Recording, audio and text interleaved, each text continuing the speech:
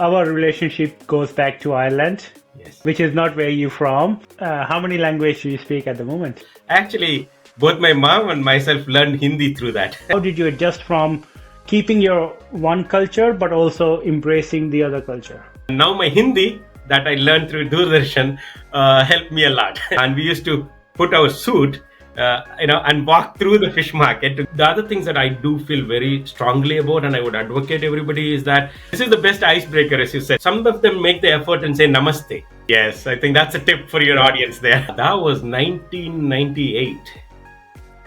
Wow. They would be happy to hear this word called Backmaster. But I love Ireland so much. I love the people, so friendly. Cricket has been a passion for me and I always loved it. I never thought I would leave Ireland. Not say anything to anybody in the family. Go have the book launch, make that happen for my kid, and then we can talk about it. And that is when I started doing research to say, why was I not doing it good for myself? The concept is mind fitness through IT strategies. Learn about Agile, learn about what Scrum is, just do a personal Scrum. Hey, I'm going to solve the whole world problem, right? And then I was told, man, you need to just think through it. I'm putting a social pressure on myself, right? Exactly. The first book is about ego and empathy. Mental health has not been considered P0 from everyone.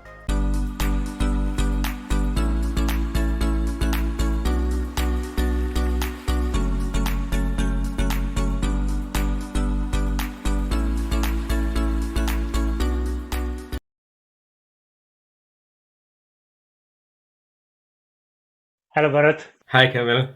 How are you today? Good. Thanks for having me on the show. Looking forward for the chat. Absolutely, same for me. And I know you're based on the US side, so thank you for being available this morning. And I hope you enjoy the conversation as much I do. It's all my pleasure, and thanks for excited being here. Great, nice, very good. So, Bharat, our relationship goes back to Ireland, Yes. which is not where you're from, but we do have some time together in Ireland. We played cricket for different clubs, but we know each other from there. So, thank you for being open to share your story. The conversation we had earlier, it is very fascinating, especially the books you are writing, and your forward thinking inspired me so much. And we had a really good conversation last time we were on the phone. So I want to get to that, Bharat, which is doing a lot for your industry peers, but I want to start with your roots and I want to know where you come from. So tell a bit more about your background and where you're from. Okay, so yeah, I am originally from Vijayawada, which is now part of Andhra Pradesh. So it's the southern part of India. That's where I come from. Challenge started for me when I was so young, around 5 years. So my family decided to move from Andhra to our neighboring state, Tamil Nadu. So the building of resiliency, as we call it nowadays, started for us when I was 5 years old. So we moved from Andhra and then into Tamil Nadu when I was 5. It was a challenge because I think I was only in a Telugu medium, in my own language, doing schooling and everything, and then moving to a different state meant I had to, catch up and think of moving to next class, which means I had to go back and study all my English classes from first to the fifth all over again in a single year so I can catch up and not lose more years. So it was a good journey. So yeah, then when I moved to Tamil Nadu, I was there. We were there for almost, I think that was my majority of my life over there. So I'm more a Tamilian in that sense, less a Telugu. But again, I speak fluent both Telugu and Tamil. So I have both friends that are from, Andhra and Tamil Nadu that I can actually hang on well with. That's actually one of the biggest benefits of, that move that happened is now I can talk to, more friends. I can mingle with different communities. And so, yeah, the schooling was there in Tamil Nadu. I did my college in Tamil Nadu until I started my work. I was in India.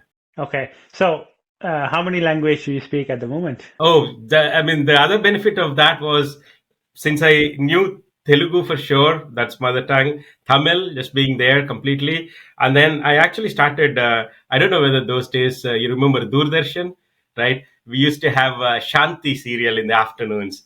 So whenever I used to be back from school and sit with my mother and watch Shanti serial, actually both my mom and myself learned Hindi through that.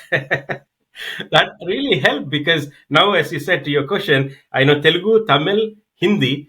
Knowing these three has helped me to know a bit of Kannada, a bit of Malayalam, and a bit of other languages that I can actually catch on, which have the same slangs. And you're still talking about the languages just in India, right? Yes. So many languages outside, so that's pretty much a lot of languages to be able to understand and speak to some level in India. And then, of course, you learn English while you're growing up. Oh yes, for sure. That was our, yeah. We had to, right? The British left us with the English. Yes, you mentioned about Doordarshan, the DD, used to call DD1, DD Yes. channels, right? And if I remember the day, Sunday was the day when you get a lot of programs Yes. on Doordarshan, and you literally sit on the TV from 9 a.m. There were Ramayan, there were He-Man, there were a lot of other cartoons. Yes. Some old memories. I remember the Spider-Man too, right? I don't know whether you remember that, right? Spider-Man, like we used to wait for that time, and Mahabharata, Ramayana, and yeah, I mean it was cool. I mean the thing is, we didn't have a choice. It was only one DD, and it was only that program, and all of them were glued onto the same TV channel, right? Different times, absolutely. So you did your schooling in Tamil Nadu. How was your family? Bharat, talk a bit more about your siblings, your parents. Yeah. So yeah, my parents are from Andhra, as I said. So my dad is into cotton business. So he was into cotton business, and that's what brought him from Andhra into Tamil Nadu. I have an elder brother.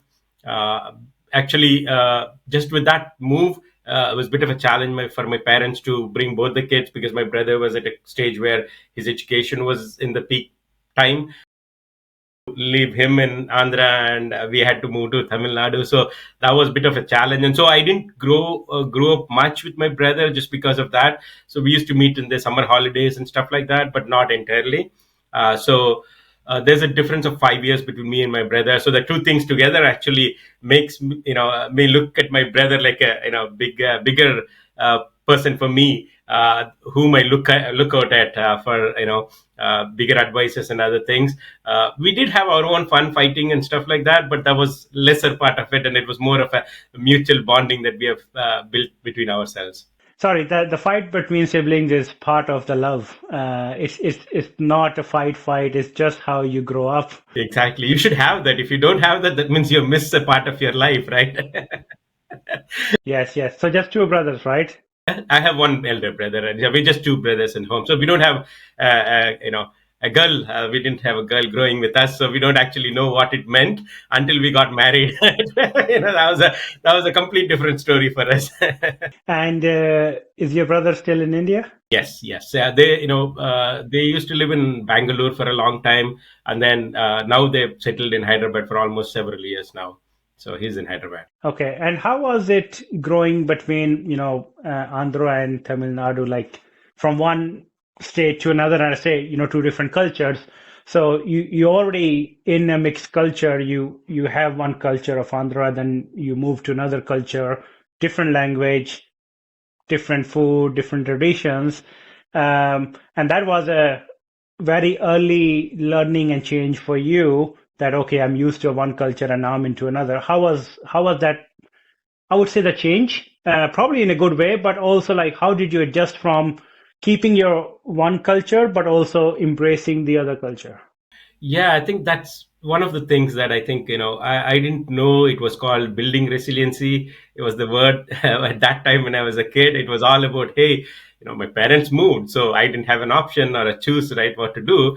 So the challenge, there was a lot of challenges. One, I couldn't speak the language that the local folks used to speak, right? And that would mean like having friends was harder at the start. The other thing as well was I wasn't going to a proper school because they wouldn't take me because I was coming from a Telugu medium and I didn't even have an English background at that stage. So I had to go to a special school where at least the great thing was I had a master who was actually he was a great guide for me. He really helped me out to build my base in Tamil Nadu, and that is where I found that the soft corner, as you say, somebody who really takes care of you and builds you up. I'm connected with my master. He is Manikim sir. I owe him a lot because of the foundation he gave me. And so that transition to that school where my sir was there gave me the opportunity to kind of get to know the culture, start learning the language as I went to the school. And the culturally, I think more different for me was the food. Definitely was a difference. I think when because I was a kid, I may not have known that much of a differences that I understood. But when I recollect now, I do see a lot of differences. I think when I come from Andhra, we used to have a milk, buffalo milk. And that was like the big thing there. And when I come to Tamil Nadu, people don't talk about buffalo milk a lot. It was a cow milk. But these are small pieces. You really don't connect to it until you're really the person who are going through those changes, right? So things like that. And the food is like, in Tamil Nadu, there's a culture that in the night, they actually have a breakfast kind of a thing. They have dosas, they have idlis, they have things, a different food style at night. Whereas in Andhra, it's almost about, rice both the times. And it is about, right, we are so used for pickles. Pickles is famous for us, and we like the hot, spicy food, and that impacted my parents more than me because my parents loved the spicy food. But when we moved to Tamil Nadu, the food is not as much spicier there. So getting used to that culturally, and even a bigger part of the culture aspect that I recollect is that in Andhra, there's a lot of caste related feelings. That's, of course, that is how the culture is there. But when you go to Tamil Nadu, I actually didn't know what it is. And the surprising thing for me was after several years, or whenever I go to Andhra for my holidays, the first thing when they try to communicate with me is they ask my family name. But I actually don't connect it to my family name because where I grew up in Tamil Nadu, nobody asks my family name because the family name there is actually a father's name in Tamil Nadu. That is another cultural difference there. So that's how for me. Oh, okay. Why are they asking me my family name? That used to be a bit strange. And when I was a kid, I didn't understand all this, caste things and the feelings that people have. So it took a time, and then I realized, oh, so if you are in Andhra, then I think this is how people, the culture is that, and that's how people are, built into the society. And so, yeah, then I realized that. And so those are the kind of things when you move from one state to another state, just between how many kilometers, not even 200 kilometers or 300 kilometers difference, you'll see these huge differences. And that is widely spread all over India, right? You after 2 hours you are in a completely different language, different food, different clothing. So absolutely, Yeah. The clothing is another big thing as well. Yes. exactly. What did you study in India, Bharat? Yeah. So in India, I mean, of course, we're Indians, right? There's only two choices, right? We either be a doctor or an engineer, right? Used to be, if there are more choices now, but yes, used to be that.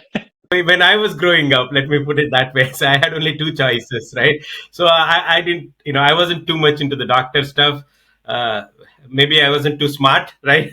And I mean, to be an engineer, I had to be smart too, but I ended up being a computer science engineer.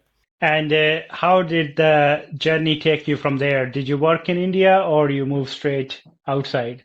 I mean, the life after completing an engineer is a big story. Actually, there's so many movies that you can take of that, right? So the thing is, right? I'm not an IIT guy. I wasn't a guy who was studying in Anna University or a big college that had a placement for people who easily get into other colleges, right? I was a guy like a guy who enjoys both studying and having a lot of fun. So I ended up in a college which is just outside of even the main city, and it was like a lot of fun. But I kind of realized only once the college was over, man, this is all a new world that I have entered into, and there's no placement, and there's no way you can get a direct job because there's so much competition. And there was some lot of aptitude tests and everything if you want to go through this whole getting the job thing. And for me, aptitude tests weren't something that I liked. I always was kind of not into it. So then the chances of opportunities of getting a job was narrowing down for me in a sense, like if at least I do aptitude tests, there's a lot of TCS, Wipro, and all those guys could take. But because I didn't like that, then I was kind of narrowing this, and I was like, okay, what am I going to do now, right? So I then moved to Hyderabad, Bangalore. That is where my brother was. At least a lot of opportunities in IT there. So I stayed with my brother for a couple of, at least in a year, I think. I started working in, we used to have something called ISCOT, ISCOT, which was like Apple, training institute, IT training institute. That's where I started my first job. I was earning how much? 2,000 rupees. That was my first salary. I was there teaching database, DB, Oracle database, and I still remember Fox Pro. If you remember Fox Pro, those were Yes, the things. absolutely. The reason I started doing that was at least I could be, you know, learning at the same stage and preparing for the interviews, and that kind of helped me. The whole process of me doing that, being there in Bangalore, exposing myself to different opportunities, got me my first opportunity, and I moved to Pune, where I got the first job. And now my Hindi that I learned through Doordarshan helped me a lot. So yeah, I started with a company called Kindle Banking Systems, and I was into banking software. And that was actually maybe my flight to Dublin, because their parent company was in Dublin. We were a sister concern in Pune, so we were there in Pune for 3 months or 4 months, and then that is when we moved from there to to Dublin. Even in Pune, like as you said, generations and years change, and the whole place changes, right? When I was in Pune, I was in a nearby, what was I'm actually trying to recollect the name, but the place we used to live in, there used to be fish market, and we used to put our suit, and walk through the fish market to go to our office, and everybody used to look at us and say, "Oh!" And then people in the apartment, the kids there, my parents used to say, "When you become big, you should be like that." And we used to just laugh and go, "Come on!" It was such a fun. But that place now, if you go, it's massive developments all over the place in Pune, and so yeah, the cultural change, that was really, a different experience for us, just going through a fish market with a suit trying to get your work. Yeah, that's then I reached Dublin after that. Yeah. So before we get to Dublin, living in two culture, learning more than four languages, you growing up, and what values do you think you can think of you gained during your, early stage of your life from your parents, from the cultures around India?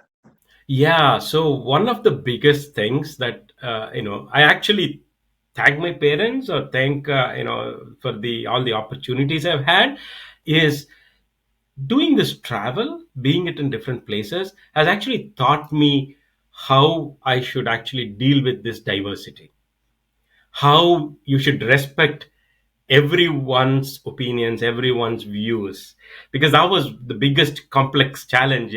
I was with my parents for a whole of my life. Even though the transition happened from Andhra to Tamil Nadu, I was still with my parents. So the moment I just came out and suddenly again to a different state, it meant that there are different opinions, there are different ways of people thinking about few things the way I used to think. So it was hard at the beginning, but that actually taught me how to respect each and every one, and how they culturally present themselves, how they talk about themselves. And also, if I have an opinion, that doesn't mean that is the right thing. So it helped me to open up and understand others opinions, and give a space for that in my, in my own thought process, and that helped me to grow as a person and build that resiliency that that now I feel like was a blessing, because that was just the beginning, right? Then the whole career shifted, and forget about even going to a different country. Even if it was going to a different company, I carried all of this learning so that I could be a better person in a collaboration situation, and all those. So all those learnings are even helping me today. So there's a lot of things that you can learn when you're traveling to different places, and how you adapt to those environment. Yeah, and the one thing you mentioned which resonate a lot to me is that you learn Hindi through TV, and that help you down the line. Yeah. And sometimes you think, why I'm doing this, why I'm learning this. You may not see the outcome of that learning immediately, but that will come and play a role, and you're like, oh yeah, I know that part, right? So any type of learning is really important, and I think we should welcome that learning with, open arms. You Yes. never know where that learning, even the conversation with you today, where that learning from you is going to help me down the line. So we are humans, we are always learning, and I think to me is that's an essence that is never be enough. Yes. Yes. Keep learning from every part of the world around you, and that is going to make you grow better, make you a better person as a whole. The other things that I do feel very strongly about, and I would advocate everybody, is that if you connect to another person, right? So, say I was from Andhra and I go to now Andhra and talk to another person, until I talk to them in my mother tongue, the connection I have with them is different. The moment I talk in their language, you're just crossing the barriers. Like from here, you're coming here, and you're like, yes, yes, man, come on, dude, kind of feeling. Absolutely. I feel same thing, right? If I speak anything in Punjabi, it's just whole open so many unlocked doors with another Punjabi like, oh yeah, there you go. Or what do you call the glass is broken in between, right? And it is a direct connection right there. Yeah, this is the best icebreaker, as you said. There's nothing else that can be than this one, right? You know a person, you know what he speaks, you speak in that language, you don't need to do anything else, right? Exactly. You don't need icebreaker exercise. Yes, I like the leaders, like a lot of leaders. I really see them because if once they start, like even Biden or other American leaders, when they come into the stage, some of them make the effort and say namaste. The reason why they say that is the moment they say that, they're actually breaking all the barriers. They're connecting directly to you. You already gain the attention of the people who speak the language straight away. What That's else it. do you need, right? Exactly, exactly. No, no, it's very good point. Very good when you are presenting, when you're doing a presentation. I think it's a good one where you can see who is in the audience and how can you grab their attention quickly. Yes, I think that's a tip for your audience there. Yeah, absolutely. So, Bharat, really good values, and I think I absolutely resonate about that because as you know, you travel, I travel a lot as well with work, and absolutely, I completely agree. What you said earlier about everybody's opinion matters, and we should respect. And there are different ways of doing things. It's not my way or highway kind of thing. So, right. So, talking about highway, you get to Ireland. When was that? Yeah, that was 1998. Wow. That's a long time. It tells my age. I know my gray hair has already given my age out, but yeah. Okay, okay. So you were working for Yeah. a sister company and you moved to, let's say, headquarters in Headquarters, Dublin. yes, yeah. Okay. And what was your role here? So my role here was an implementation consultant. So Kindle Banking System was a company who were having a retail banking software. And so we have Standard Chartered Bank and other big banks were customers. So we were implementing this for the bank. So that was actually very early stages of all the IT booms and everything, right? So the banks were really moving to this this bank.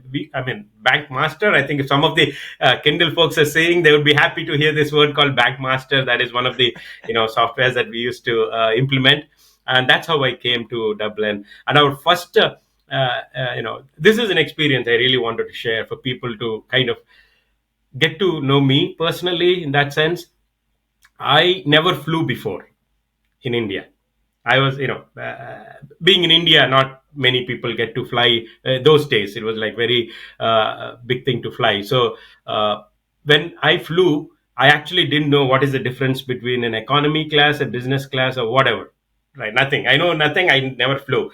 So I was in this flight, which was British Airways, I believe, and or maybe no, Air France actually, because we hopped at in Paris and then came to Dublin. So Air France, and I know I was going to get some money when I land in Dublin. So for some reason, I ended up not having any money in my pocket. I was just flying because I didn't think of anything, and I'm sitting in this, you know, so-called business class. I have no idea, right? So I'm sitting in there, and I see this, attendant coming every time, giving food to everybody. And I asked my friends next to me. I asked, "Hey, do you have money?" They said, "Yeah, yeah, we do have money." So then I'm like, Okay, so they're having money, so they're having food. I didn't bring any, for some reason I don't have any, so let me not take the food, right?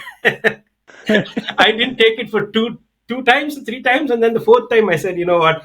Let me just ask them like how much it is, at least curiosity, right?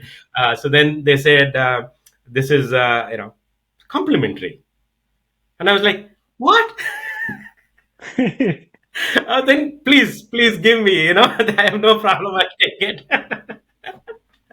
And like now if I look back at that and think about it, right, it's such a, like I came from a middle class family. For me that was a big thing. And how many of us like would have done these journeys like this and an experience like this? And I feel very lucky now that I was actually traveling in a business class. I wasn't even aware that it was a business class, right? And my life turned completely from then on. And I think we landed in Dublin. I still remember February 1998 was when we landed. And Ireland actually was just opening up for multinationals at that time. So we didn't have many Indians at that time. I still remember there's a batch of our people who actually came along with our team for that company. And then those days, right, when we used to walk in the city center, we see someone else from India, we actually take them home. We had dinners, we had actually chats because there's not many Indians over there. You want to feel homely, just bring them home. I've been there 21 or 22 years. I thought I was almost going to cross more than where I was from my motherland. But before that, I moved to US, but at least it was equal almost. But I love Ireland so much. I love the people, so friendly. I mean, I couldn't have expected a warm, welcome for me than anywhere else. The weather, I know not many people like it because they say it is cloudy and gloomy and stuff like that. But for me, I love it. I love the greenery over there. I love that that. The third thing I really love is that take it easy, right? They're not worried about anything. They live the life. you know I still remember the conversation that at 5 o'clock in the evening, that was it. Nobody used to be at work. They just used to say, I'm done for the day, we are going home. And it was taking some time as an Indian for me to be there and say, oh, I also need to go home. 5 o'clock, I need to go home. Seriously? But then being there for 20 years, actually I love that. I can still be that. I like that kind of a laid back, so you can just be yourself, enjoy life. And fun is the biggest thing, the crack. And you work for the same company, or how was your professional journey in Ireland? So I had a lot of jumps. I started off with Kindle, then joined Oracle as an engineer. From Oracle, when I was doing the engineering, to your point, learning is always good. So I always thought of curious and want to learn the other side of the house. So I did a master's in project management while working in Oracle, and that landed me as a project manager in Microsoft. And then I've been in Microsoft. I was there for almost 15 years in Microsoft, actually more than overall 17 plus years in Microsoft till, yeah. And I think when I was doing, being a project manager, I also did an MBA in between. So it's just me upskilling all the time, just trying to learn. And as you said, being curious, learning more, it'll always help you at some stage. And so, yeah, that was my journey across different companies in IT. And we played cricket for a while. How was playing cricket in a what do you call wet and gloomy? But by the way, you know what? I prefer wet and gloomy than 50 degrees Celsius in India right now. Exactly. I agree. I am 100% with you on that. So tell a bit more about the cricket. You were quite popular. You were leading the club, and you basically did a lot for the club that time. So talk a little bit about it. Yeah, I mean, cricket, like for every one of us, it's a culture, right? It's a Bollywood and cricket, right? The two things that we all Indians, or maybe the third one, definitely the curry. We can't forget the curry. So those three are culture for us, right? So cricket has been a passion for me, and I always loved it. So it was great to see in a country, the setup, I really love it. The cultural setup for cricket in Ireland was the best for me. Just the, coming from India, where I actually didn't play that kind of a professional cricket, coming into Ireland, seeing those clubs and the grounds and the white and white outfits and the whole, the team structures and work, playing for the clubs, that really, took me to a next level, and I loved it. So I really dedicated myself to cricket at the time, both because I enjoy it and also the community was so into it, and you can see that passion from, kids playing, from almost young age in that sense. Plus, also, I had people 60 plus years playing along with me. So that is the fun that it brings to everyone over there. And yeah, I was part of several clubs, and I also, work towards getting a club in Greystones. I know David Drain actually took that over, and he started the club in a big way. Greystones has a club now, as you know it as well. And we have so many clubs now, right? I talk, I hear about so many clubs that have been formed. Actually, some of our Indian friends, our own friends, started from grassroots of having nothing to building grounds and getting funding to make the places look like proper regular clubs. So yeah, cricket has been a great journey for me, and that's how I think we played a lot of games together as well. And Yes, we never get chance to play for the same club, but we played a lot of games against each other. So absolutely. But I think the evolution of cricket happened a lot, as you said, right? Probably I would say 15 years ago, it was at a very early stage. The world didn't really know much about Irish cricket team. It all hell break, I would say, when they beat Pakistan in the one of the World Cups, and everyone like, where is Ireland? Who is the Irish cricket team?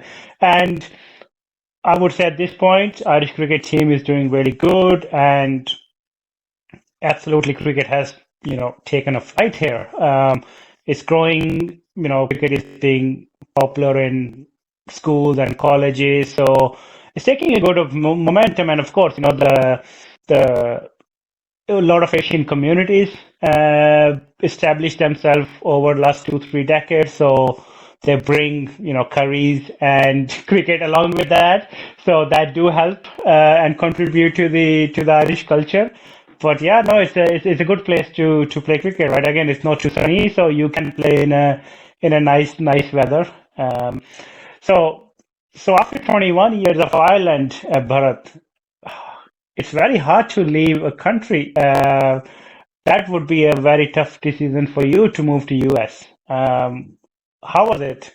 yeah, I mean, I never thought I would leave Ireland. Put it that way. I never had that in my plan, but things never work as you plan, right? Things change, and it was just an opportunity that came along that I couldn't say no to. It was an opportunity that would put me into a better position, and I really loved the work that came along my way. So I said, uh, yeah, it is a risk because my kids are almost at the middle school and getting into high school timeline. So it was really the borderline. Either I make a move then, or I would never able to make a move. And I mean, also it's a risk taking because to your point, I mean, I've been settled in Ireland for 20 plus years. I have a lot of friends, such a great gang of friends, and like yourself and so many of them who have been a part of my journey, like part of my life in the sense like all those friends knew me from the time I was a bachelor to getting married and to having kids and to kind of they were all part of me, all over. And then leaving all of them was a big thing to kind of take a decision like that. But we said, okay, you know what? It's an opportunity has come our way. I kind of don't like to say no to some opportunities, so I just took it, and it was difficult thing for us to for the move was culturally a big difference as well, both for my kids and for myself. And I think the kids, this my second daughter went through a bit more challenges when she came over here, just trying to adapt and become resilient and all those. Through her challenge, she actually realized the importance of mental health in a way, because that is one thing that she found no help from a teenager at that stage. She thought she was alone, but then she started building the coping strategies and trying to understand. My wife is into Reiki and mindfulness and meditation, so she knows all of those kind of mental health wellness areas. So she helped a bit. On when my daughter was going through, she picked all of those. She went to all her friends, brought into a lot more strategies, and so that experience of her going through those challenges had made her write a book as well, where she published the book so other teens can get benefited from those scenarios. So the move wasn't easy, but I think it's been 5 years plus now. So we are now settled in, and we love this place. It's almost like Dublin, right? The weather is like there's no change. The big difference being we do have summers here. Which part of the US are you in? So we are in Seattle, Washington. So it's almost like it's this is also an emerald of so I didn't leave the emerald yet. Yeah, yeah. You just crossed the Pacific. That's it. Just crossed the Pacific. That's it. Yeah, yeah. So So you touched on really good topic about coping with the change, and some people love change. I'm one of those, and I had a guest on the podcast earlier than our conversation, Surya. He loves change, right? And some people literally feed their energies on the change because it doesn't drain the energy, it gives them the energy. yes, Majority of people do not like change because once you are comfortable, you feel I'm relaxed, I'm in my comfort zone, this is my bubble, this is my small circle. But getting out of that is hard. And of course, you and your family going through that change. But that is also a learning on its own because the next change will become more easier and the one after become more easier, right? Because you learn how to get through the change. It's like you practice, I call, dealing with an incident, more it become an easier to deal with yes, afterwards. yes, yes, yeah. And also, I think the other thing as well is when I moved from India to Dublin. At that time, it was just me moving, right? So for me, there was no other external factors I need to think about. It was me who had to deal with my emotions to get the things in place, and that was kind of an easy thing because you were just growing up, as you said, and that was. But then this change was just not a change for me because it was change for my wife, for my two kids, and all of them have their own emotions, their own thing. And my wife actually had a business in Dublin established, and she has been there 10 plus years doing her meditation and wellness thing. So she had to leave that there and start fresh. So there were a lot of things. To your point is like, yes, change could be good but also challenging when it comes to managing all those emotions when you do that travel. And you have written some books around that, which is the most important part. I want to have this conversation. So you moved 5 years ago, and you moved with Microsoft, I believe. Yes, yeah. Okay, so what's your role at the moment? Oh yeah, so yeah, we moved from Microsoft, and I've been working. There's a great role that I came for, and was very was very excited, and work was great. Like it was all always good. But as things change, right, the business priorities change, and I think we are living in this.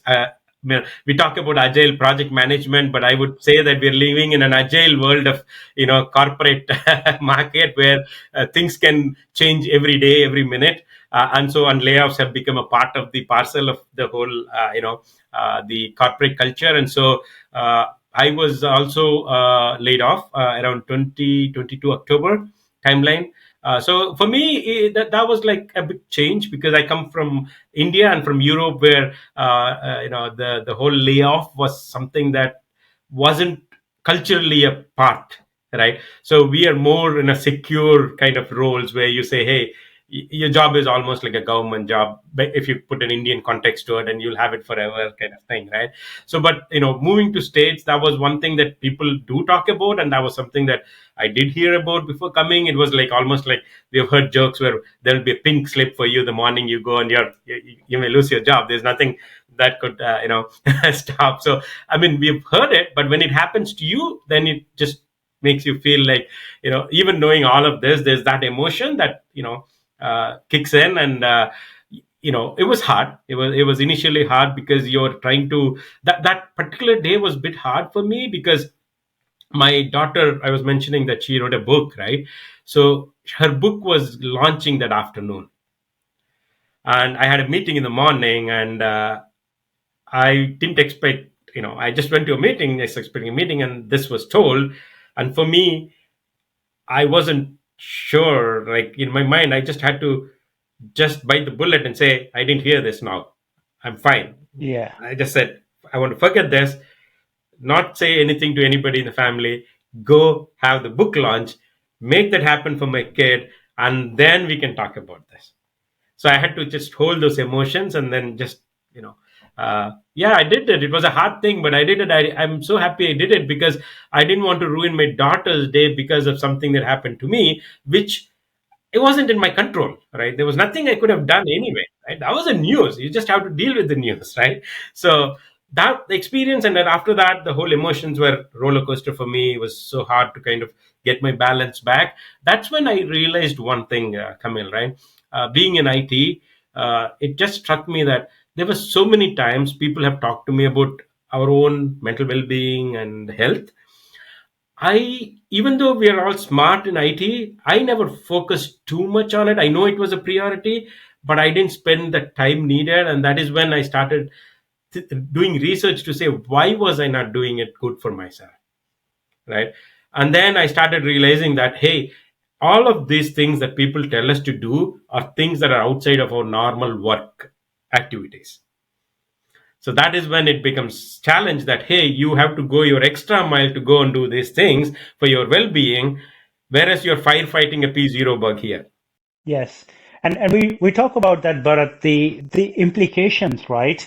When you are at a job, you are expected to do something and you are expected to get something in return. Yes. And that is very much black and white. Here is your job responsibility, perform this, and here is your compensation, Yes. right? And we have in our mind very clear, I'm going to do ABC, I'm going to get the EF. Yes. And we are very good in executing that part because we have already connected the dots of performing this, get me the reward. And we know the reward and we care about that reward and we know what it means. But when it comes to our own personal life, we have not figured that out. And this is where I think you are trying to solve that puzzle. Yes. Yes. Right? So talk to me about that puzzle. What is that puzzle and how you're trying to solve? I love the way you said it, right? It's such an interesting thing is about the reason why when people say you do this and you get that excites you because you see that what you get, you know what that is. It's tangible, it's physical, or it's something that you want it, right? And you know that's going to come. But when it comes to your well-being, people just say, hey, you will be healthy. What does healthy mean for me in 10 years time? Right? I can't see it now, so I'm not able to invest myself to say what that healthy means, right? So I think for one of the challenges we've had is one, not knowing the reward. Two, the mindset. To your point, the mindset is I want a reward so I can do something, right? And also the tools that are there are not in your favor to say, hey, you don't know the tools that you could actually use on a daily basis, that you don't need to go an extra mile to actually do them. So all of this together is what, when I did my research and why I didn't as an IT peer not invest in myself, the outcome for my research is, if I had known this before, I actually would have done a lot better with my well-being. We know as an IT professional in a corporate world, so many tools that we do at work for our daily work, making millions for the companies, right?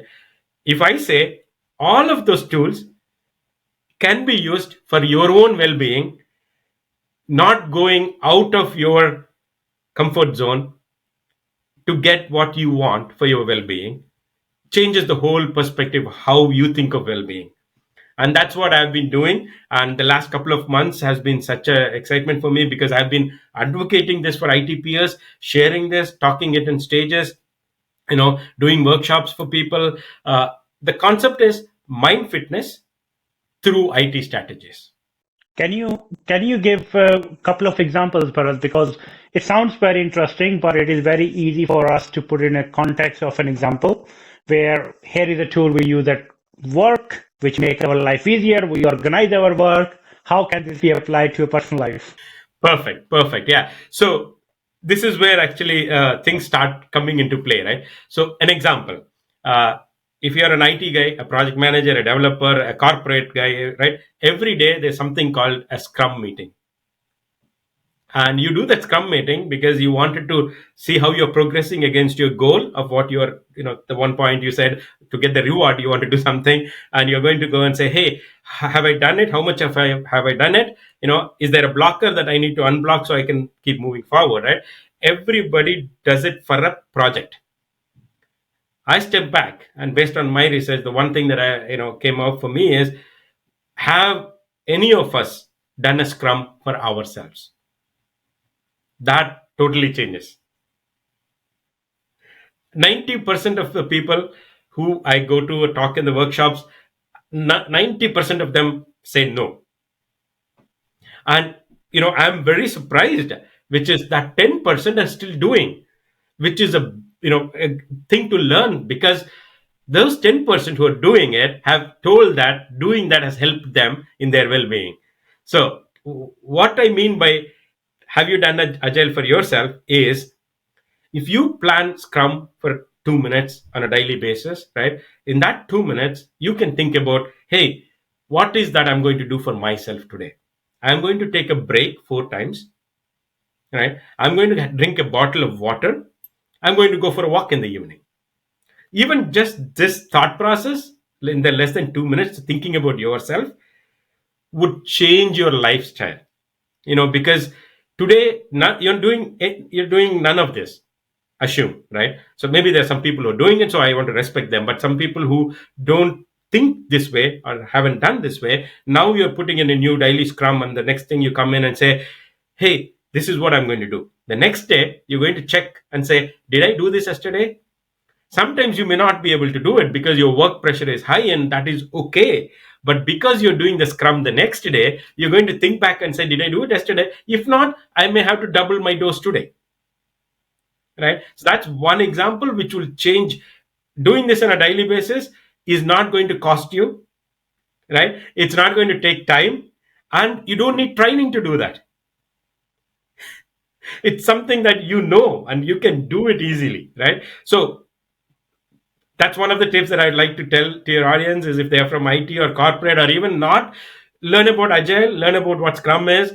Just do a personal scrum. That is going to change your lifestyle and your well-being for a long term. And one other thing in your agile daily scrum that I actually started adding, this is something someone else was doing and I thought was very helpful, was the reboot. We always tell to people, hey, take a break, right? But we don't take a break because we want to finish what we are doing. And what happens to your computer when it's trying to do so much of things, right? It just, the memory is taken up, your processors are overloaded, you are blocked. You basically can't do anything. Your productivity of your laptop is zero. That's what is happening to you. So what I tend to do in the scrum says, hey, do one thing. You're not a person who takes a break. Can you do one thing? Reboot your laptop 2 times a day. And what happens when you reboot your laptop? You have nothing to do. You just have to sit down and watch the laptop rebooting. Right? So you are automatically taking a break. These are two examples. Yeah. Nice. I'm gonna play a devil's advocate here, Bharat. Yes. The one you mentioned is, bring Scrum to your life. At work, you have a manager who you are accountable to, and accountability is a big element here. How do you make yourself or somebody accountable in your personal Scrum? Yes. Yes. This is where I really get excited. My buzz goes up because why? In corporate world, we use all these buzz terms and we create such a thing, a culture and everything, right? But we don't apply all of those when it comes to our personal life. And so I want to take another leaf from that space and tell you how you can do that here. You've heard about allyship? No, I haven't.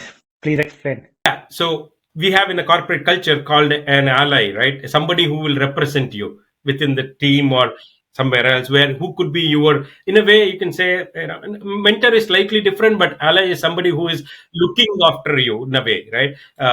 In a soft way. So you could actually create in your own team, or in your friend circle, someone called ally for you, whom you share your scrum. So you actually work towards that person and say, hey, this was my goal. And now that person should actually be your ally to say, hey, did you do it? And you know that social cultural thing, that if a friend of yours is asking, did you achieve what you're doing? You're guilty not to say no to him, so you will do it. You see, I totally understand it is hard, but it is a culture that we need to build in our society. So if you are an ally for someone, right, someone else is an ally for someone, and it slowly, and we all need to, because it's a mental health. Like, guys, we have parties, we have drink parties, right? So we are friends for each other. When it comes to your well-being, when we can do this for each of our friends, why can't we stretch ourselves and do this for them? Or what we say, post on social media, and then you are now accountable to everybody else in your friend circle. You can take it to the next level. Yeah, make the social media, make you do it. And I mean, of course, social media will help you do it. No, that's a really good example, Bharat. So, how are you structuring all these strategies from the corporate world, bringing it back to the personal world, personal life?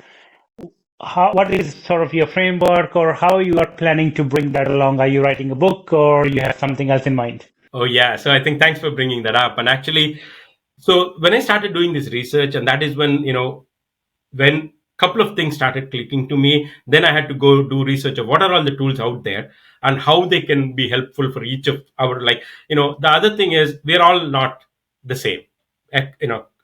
Cookie cutter solution won't work. So we need to say, some people may like to do scrums, some people may want to do a planner activity, or some people may want to do a SWOT analysis. So there's so many tools. So for me, what I'm doing is, yes, I'm going to write a book. And actually, I've almost written the book. It's going to be published soon. This is my second book. I'll talk about the first book that I've written shortly as well. But this is my second book. This book is titled Mind Fitness Through IT Strategies. It has three pillars, and that's how I'm structuring my framework, right? So the three pillars are self-care being my foundation, because that is your important thing. First, if you take care of yourself, then you can do the other things. The second is, once you take care of yourself and you start being good to yourself, I mean, that's very important. People don't realize that being good to yourself is P0. Then you need to start being aware of yourself. That is my second pillar, which is awareness. Once you're aware and you start building that awareness, third is, you need to start learning, because I love the way you said before, which is, learning is a continuous thing, right? You never know what will help you. So being aware is one thing, but continuously learning would actually help you to make all of these three a strong pillars for how you take care of your own well-being. But all of these three using IT techniques, and that is what I'm giving in that book, which is, for each of these areas, we have so many tools and techniques in IT that can tick mark everything, and each one of us have tools that would fit what you want. If you don't like another tool, pick another tool. There's so many out there. I'll just throw in one more, right? So just, I know, just to get you excited. Uh, Setting boundaries is what people talk a lot about. This is another thing, which is, IT guys, you go and tell them, hey, set a boundary. It's going to be hard for them to really practically apply it and do it, because they are not connecting to that fully, right? But if I tell them, hey, have you developed an API, right? And have you worked with a team to develop an API? We all go, yeah, API is part of my life. I do that every day, right? So, so, so when you develop an API, what does it do, right? It talks to two programs. It just basically tells program, you give me A, B, I'll give you CD from the other program. It's clear, it's defined. If you give me ABC, I'm not going to give you what you're looking for. It's setting a boundary before you're actually putting that in your spec about how that boundary should be. So I ask, have you stepped back? You're working in this team to develop this API. Have you set your boundaries with your team? What your style is, how you work with them, what will work for you? Maybe you are a person who don't really look at emails, but team is really sending you emails and you're not responding, so they are frustrated. Doesn't help. But if you, in your starting conversation, set that boundary saying, hey dudes, I am a person who does Teams chat. You want something from me, come to Teams and I'll be here to help you. It's going to change the whole model of collaboration in their space. Absolutely. And I'm looking forward to the book. One question I want to ask about it. You mentioned about IT strategies and bringing them to the real life. Will they be applicable to non-IT people as well? Yes. So the way I'm thinking about it, Kamil, is like this is another learning that I've had is in business or in when you're coming up with new things. People are saying target a segment. That's a I mean, it's beaten to death now at this stage. People say, hey, initially I went with these ideas and I thought, hey, I'm going to solve the whole world problem, right? And then I was told, man, you need to just think through it. So then I had to say, okay, I want to really focus on a segment of people. I come from IT and these tools are really from IT, and so I want to really target them and help them with these tools. So one segment is addressed, and my goal really, because the more I am learning and strategizing on this book, I am learning that this mind fitness model can be applied for every field, because each field has strategies in a different way. The one of the things, to your point, is that a common man, I actually was thinking about it to start writing that next book or the second book or third book, right, is about mind fitness through life skills. You have life skills that you have developed in your life, but you're not using it for your mental well-being. So there are a few things, like an example, right? A quick example to connect one. That one is when you are planning your trip. We all travel. We all like to travel. We sit down and plan everything. What is the hotel? What is the flight? What is this? What is that? Right? So we do that. Why don't we do the same planning for our own well-being? Yes. Right? That's a life, like mind fitness through life skills. There's so many in life skills that you can bring it in here.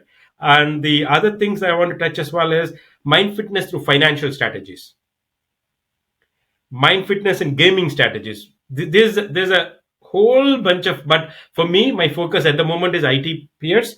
I really want to advocate, for our IT peers to get benefit from this, and I'm happy to see the folks who are already getting benefited, and whatever I can do to reach people to share this framework and innovative approach that will help them. I'm happy for anybody to share this strategies, and this book should help people as well. Nice. And when is the book coming out? Let's put you on the spot now, Bharat. If you say in public, you have to deliver it now.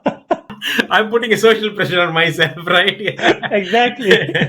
Yeah, I'm actually, I do have all the, the content and everything and the covers and everything ready. I'm actually waiting on a forward from, specific IT professional, so that I could then put that in the front. I've got some testimonials from IT professionals.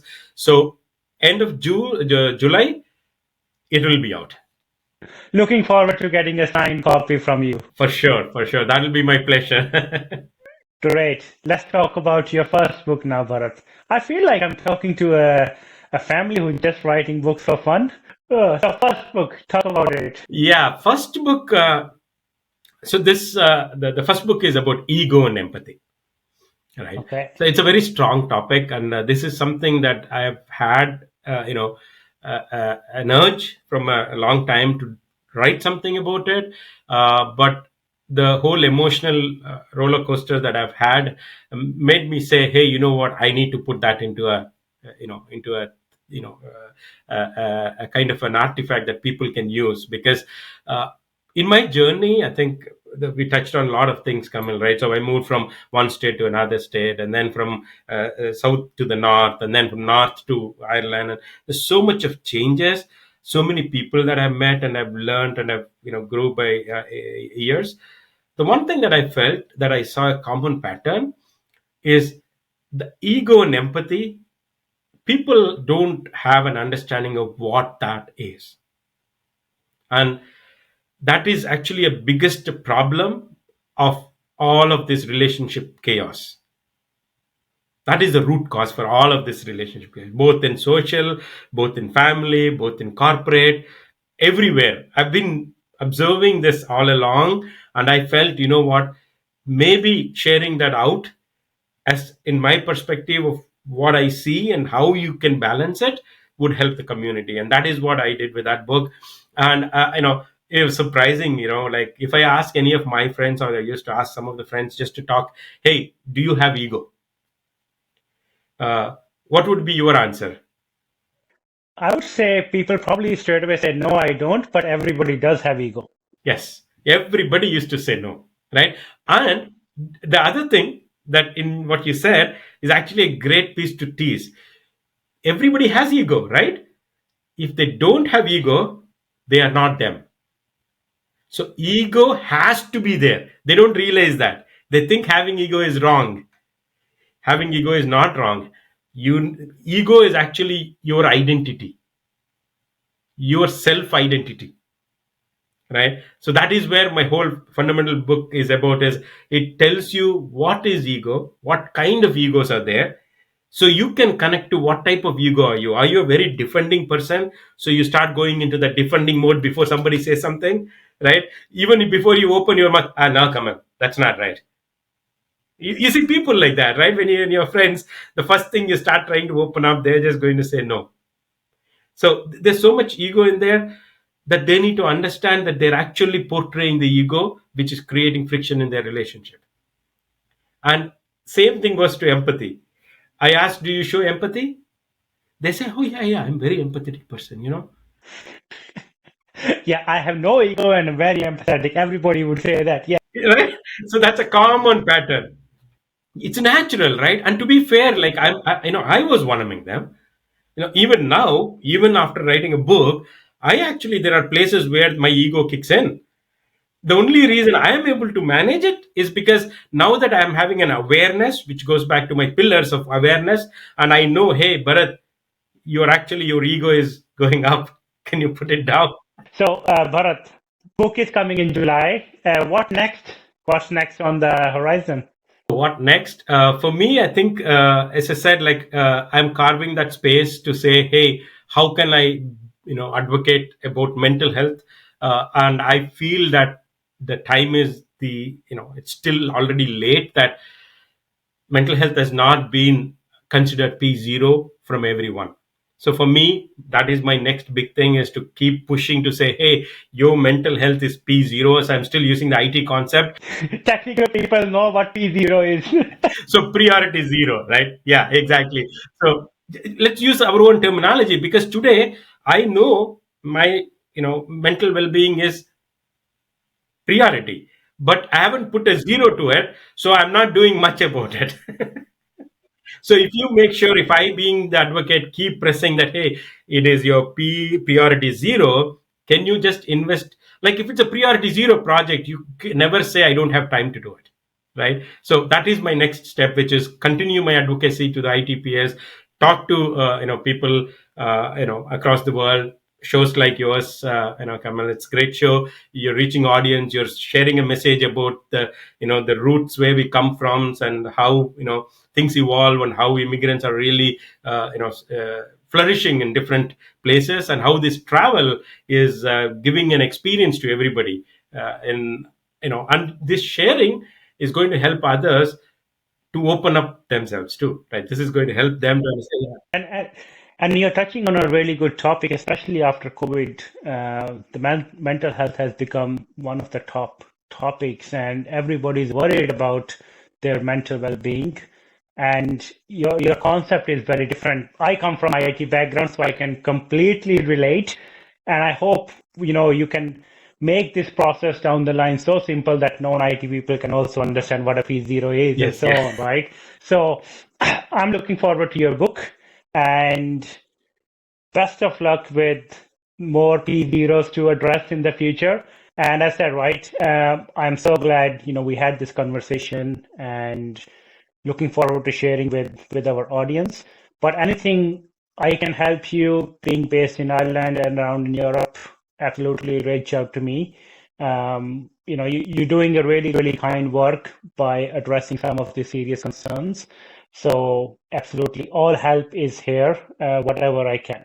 And thank you for being on the show again. Oh, thank you for having me in the show, Kamil. I've had great fun, and you've touched on some of those soft things that about myself, and you just gave me a lot of my memories back, and this nostalgic moment of me just recollecting my old days. So it's been a great pleasure to be here, and thank you for giving that space for advocating for mental health as well.